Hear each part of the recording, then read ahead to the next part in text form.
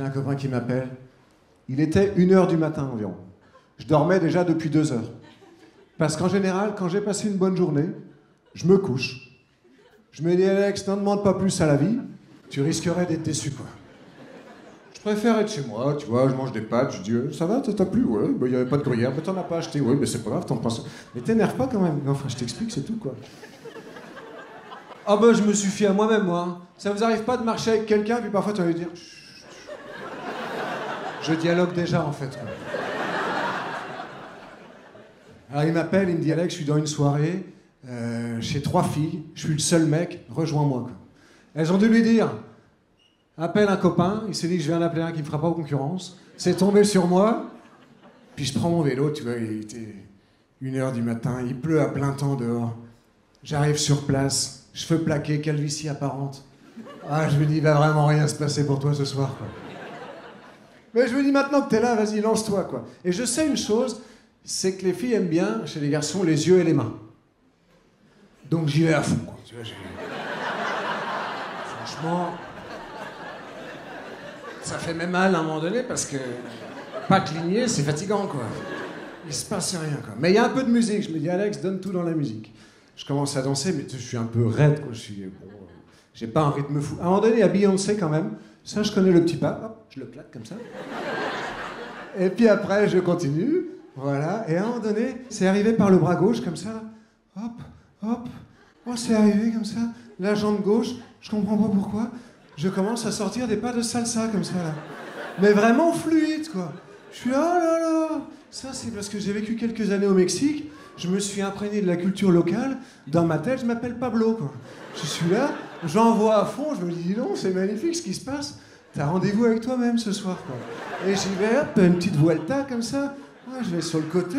Je me dis, non, à un moment donné, c'est sûr qu'elles doivent être en train de se dire laquelle y va la première, quoi. Ah, je suis à fond, quoi. Je suis à fond, je les tiens, voilà. Puis en fait, je commence à m'épuiser, je me dis, elles sont coriaces quand même, quoi. Et puis au bout d'un moment, il y en a une qui arrive, qui se met devant moi comme ça, qui me regarde, qui me dit, dis donc, t'as gardé tes chaussures, toi. Waouh! J'enflamme la piste de danse et c'est comme ça qu'on me remercie, quoi. Elle me dit, tu peux les enlever, s'il te plaît? J'aime pas enlever mes chaussures en public. Pas pour la raison à laquelle vous pensez, messieurs, mais pour une raison toute bête, c'est que je porte des semelles orthopédiques. Et en fait, faudrait les changer tous les 3 ans, mais les miennes, elles ont 10 ans, quoi. Ben, c'est un tue-l'amour, quoi. Elles sont toutes mâchouillées sur le côté. Elles ont 8 teintes à cause de la transpiration, tu vois. Et en plus, quand j'enlève mes chaussures, elles sortent en même temps que mes pieds parce qu'elles collent aux chaussettes, quoi. Et elles sont indépendantes. Une fois dehors, elles continuent à danser. Et je suis là, bah, Alex, occupe-toi, quoi. Je sors mon téléphone, tu vois, je vais sur la terrasse. Puis ben, j'en profite pour aller sur Doctolib. Ah, je prends un rendez-vous pour des semelles orthopédiques, tu vois, je me dis, bon ben, ce sera toujours ça de prix, quoi. Le seul rendez-vous au monde pris à 2h du matin. L'urgence orthopédique, quoi. Le gars qui s'est rendu compte qu'il avait une jambe plus courte que l'autre. En montant les escaliers. Ça partait là, il y arrivait pas, tu vois. Oh, le mime. Alors, bon, je suis comme ça, j'y passe un moment, puis à un moment donné, il commence à pleuvoir. Alors, je rentre, et entre-temps, il y a 2 filles qui sont arrivées, et c'est peut-être vache, hein, ce que je vais dire. Leur physique m'a donné confiance en moi, quoi. Non, mais, je suis désolé, c'est vraiment ce que... Je les ai vues, j'ai dit, franchement, elles jouent en Ligue 2, bas de tableau, elles essaient de pas être reléguées, tu vois. Normalement, on peut discuter, quoi. Donc, regain de confiance, je m'approche, je dis, salut les filles. Et là, il y en a une des 2 qui me regarde, comme ça, et elle me dit, alors attends, on va faire un truc. On va faire un Shifumi. Si tu gagnes, tu nous parles. Si tu perds... Et elle me fait ça avec la main, là. Mais vous vous rendez compte, mais c'est humiliant, quoi. Qu'est-ce que je réponds à ça, moi? Déjà, j'ai envie de lui dire, mais... Ton physique ne te permet pas cette insolence. Mais je le dis pas, évidemment, je le pense uniquement. Puis en plus, j'aime bien, moi, Shifumi. Donc je dis, mais vas-y, quoi. Et va savoir la vie, comment elle est faite, en plus. Une semaine avant, je suis tombé sur la vidéo du mentaliste, Fabien Olicard, qui t'explique comment gagner au Shifumi dans 90% des cas. Il y en a qui l'ont vu cette vidéo? Elle a fait 1,5 million de vues. Bon, il y en a pas mal, c'est moi. Parce que, non mais je me suis dit, voilà un savoir gratuit et accessible qui me permettra de briller en société, quoi. Mais je ne pensais pas briller si vite. Ah ouais, pour moi, c'est la fête des pompiers, là. La référence, quoi.